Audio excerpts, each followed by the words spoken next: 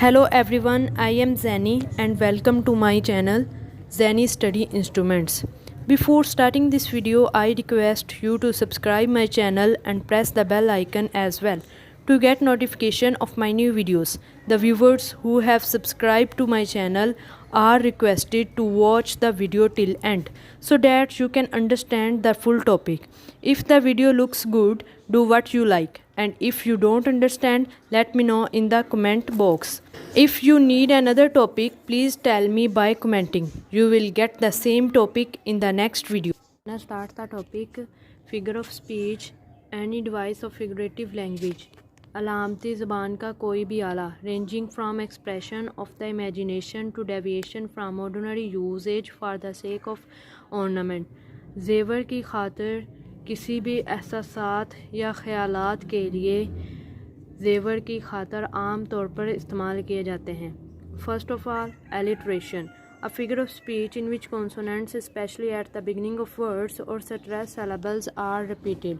एक ऐसा figure of speech है जिसमें कॉन्सोनेंट ख़ास तौर पर अल्फाज के शुरू में होते हैं और सिलेबल्स जो होते हैं उन पर जोर दिया जाता है और उन्हें बार बार दोहराया जाता है. It is a very old device indeed in English words, और ये बहुत पुरानी डिवाइस है जो इंग्लिश वर्ड्स में है. And usually common in words generally, और ये आम तौर पर आयात में ज़्यादा आम होती है. This is a Latin word meaning repeating and playing upon the same letter, और ये एक लातीनी लफ्ज़ है जिसका मतलब है एक ही जैसे अल्फाज पर बार बार उन्हें यानी कि उन्हें रिपीट करना और एक ही जैसे अल्फाज पर खेलना. It implies the repetition of letters और सेलेबल्स, और ये लेटर और सेलेबल्स के बार बार यानी कि रिपीट होने पर इम्प्लाई किया जाता है. It is used occasionally in prose, और ये आम तौर पर मौके के तौर पर नसर में इस्तेमाल किया जाता है. For example, first, she sells sea shells by the sea shore. Second, Peter Piper picked a peck of pickled peppers. Second, antithesis, it is a Greek word meaning opposition. ये एक ग्रीक यानी कि लफ्ज़ है जिसका मानी है मुखालफ, opposition. The antithesis has another meaning which is to describe something as being the opposite of another thing. Antithesis का एक और मीनिंग है, एक और मानी है जिसे हम बयान कर सकते हैं किसी एक चीज़ का दूसरे चीज़ के मुखालफ होना, दूसरे चीज़ की ओपोजिट होना. For example, man proposes, God disposes. Love is the antithesis of selfishness. Apostrophe. Third, apostrophe. In literature, apostrophe is a figure of speech sometimes represented by an exclamation such as oh. Literature में apostrophe एक figure of speech है जो कभी कभार exclamation यानी कि words को ज़ाहिर करता है, जैसे कि ओह. A writer or speaker using apostrophe speaks directly to someone who is not present or is dead, or speaks to an inanimate object. एक राइटर और एक स्पीकर यानी कि मुसन्नफ़ और बोलने वाला जब अपोस्ट्रोफ को इस्तेमाल करता है तो वो अपोस्ट्रोफ को इसलिए इस्तेमाल करता है कि वो डायरेक्टली किसी के साथ बात कर सके जो मर चुका है या फिर हाज़िर नहीं है, और इन एनिमेटेड ऑब्जेक्ट्स के साथ बेजान चीज़ों के साथ बात कर सके, उन्हें आवाज़ दे सके. For example, blow winds blow, little lamb who made thee. Fourth is epic और Homeric simile. Epic simile, also called Homeric simile, an extended simile which often running to several lines. Epic simile को आम तौर पर Homeric simile भी कहा जाता है, और ये एक एक्सटेंडेड सिमिली है जो काफ़ी लाइनों पर मुश्तमिल होती है. Use typically in epic poetry to intensify the heroic literature of the subject and to serve as decoration. और ये एपिक पोइट्री जो है, एपिक पोइट्री में आमतौर पर इस्तेमाल होती है किसी सब्जेक्ट की बहादुरी वाले कामों को इंटेंसिफाई करने के लिए और उसे और ज़्यादा डेकोरेटिव बनाने के लिए. For example, Milton, as when a wandering fire so glistered the dire snake. Fifth, epigram. An epigram is a short, insightful verse or statement which communicates a thought in a witty, paradoxical, or funny way. Epigram एक छोटी और एक खूबसूरत आयत और एक statement होती है जिसमें अक्ल के साथ और बहुत ही मज़ाहिया अंदाज में, बहुत ही फ़नी से अंदाज में किसी के साथ बात की जाती है. For example, a favourite has no friend, the more corrupt the state, the more numerous the laws. Sixth, irony. Irony is a figure of speech which a person is saying the opposite of what he means. Irony एक figure of speech है जिसमें एक आदमी जो कहता है वो उसके मतलब के बिल्कुल opposite होता है, मुखालफ होता है. A contradiction of expectation between what is said and what is meant. एक expectation की एक contradiction, यानी कि expectation और contradiction के दरमियान कि वो क्या कहता है और यानी कि वो क्या कहता है और इसका क्या मतलब, इन दोनों चीज़ों के दरमियान कॉन्ट्राडिक्शन की जो एक्सपेक्टेशन है वो आईनी है. For example, she is a great singer who sings like a crow. Second, this is my brilliant son who failed out of the college. Seventh, metaphor. A metaphor is the most important and widespread figure of speech. This is a Greek word meaning carrying from one place to another.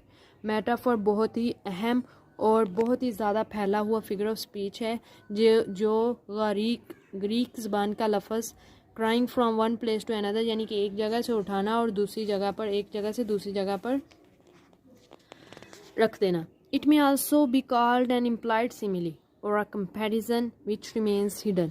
और इससे implied simile भी कहा जाता है और एक ऐसा मुआजना, एक ऐसा मुकाबला जिसे हिडन रिमेन्स हिडन यानी छुपाया जाता है.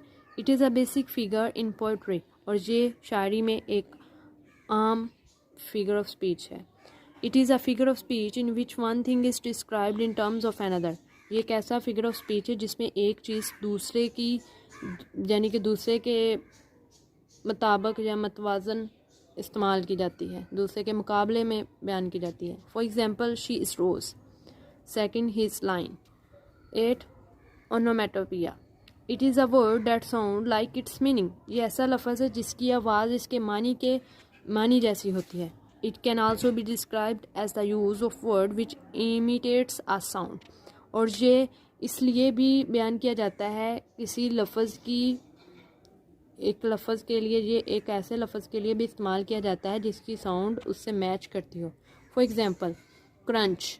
जैसे कि क्रंच लफ्ज़ है और जिस जैसे इसका मीनिंग है वैसे ही इसकी आवाज़ है crunch. Click. Zoom. 9th, oxymoron. A figure of speech in which two opposite ideas are joined to create and affect a combination of two contradictory or opposite words.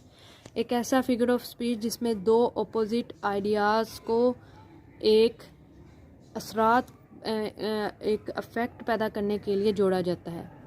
Combination यानी कि मजमुआ दो कॉन्ट्राडिक्टरी और opposite लफ्ज़ का. For example, open secret. वो राज ही क्या जो open हो जाए, जो खुल जाए. Open secret. Liquid gas. Liquid भी और गैस भी. Original copies. साथ में कॉपीज़ भी लिखा है और ओरिजिनल भी है. 10th, pathetic fallacy. It is a literary device. ये एक लिटरेरी डिवाइस है वेयर ह्यूमन लाइक्स क्वालिटीज़ और emotions are given to inanimate objects in nature. It is a form of personification.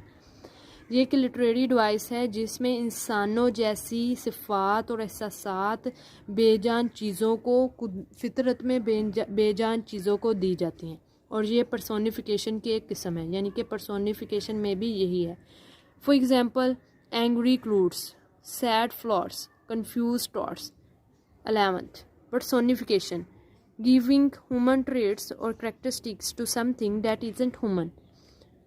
इंसानी कामों और उसकी सिफ़ात को किसी चीज़ को दे देना जो इंसान नहीं है. सच एज एनिमल्स, ऑब्जेक्ट्स और नॉन लिविंग थिंग्स. जैसा कि जानवर या कोई चीज़ या बेजान चीज़ें.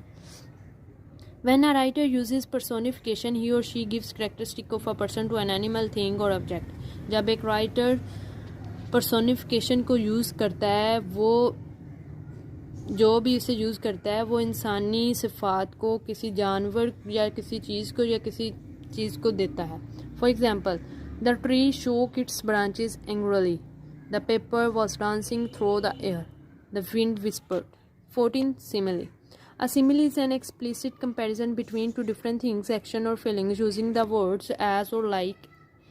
सिमिली एक एक्सप्लिसिट मुआजना है दो मुख्तलिफ चीज़ों, अमल और एहसासात के दरमियान, और ये जो मुआजना है वो एज और लाइक दो लफ्ज़ को इस्तेमाल करते हुए होता है. As in Wordsworth line I wander lonely as a cloud. As a very common figure of speech in prose and verse, simile is more tentative and decorative than metaphor. एक बहुत ही आम फिगर ऑफ स्पीच प्रोज में pros और words में एक बहुत ही आम figure of speech है ये, और सिमिली में ये बहुत ही ज़्यादा टेंटेटिव और बहुत ही ज़्यादा डेकोरेटिव है मेटाफर से ज़्यादा. Latin word means like. It is a figure of speech in which one thing is likened to another. और ये लातीनी लफ्ज़ like जिसमें फिगर ऑफ स्पीच में एक चीज़ को दूसरी चीज़ से लाइक किया जाता है. In other words it is an expression of likeness between two different things और इवेंट्स. दूसरे अल्फाज में ये एक एक्सप्रेशन है, एक एहसास है दो मुख्तलिफ चीज़ों को एक दूसरे या दो मुख्तलिफ इवेंट्स को, मौक़ों को या चीज़ों को एक दूसरे से लाइक करने का. It is equally common in prose and words. और ये मतवाज़न आम है प्रोज में भी और वर्ड्स में भी. सेनिकडोक, a figure of speech in which the name of a part is used to refer to a whole. एक ऐसा फिगर ऑफ स्पीच जिसमें एक चीज़ का, एक हिस्से का जो नाम है वो पूरे हिस्से के साथ रिफ़र किया जाए. For example, check out my new wheels. Wheels part of a car, car the whole. 20 eyes watched our every move. 20 eyes 10 people, 10 people as a whole. Guys, ये था आज का topic. Thanks for watching this video.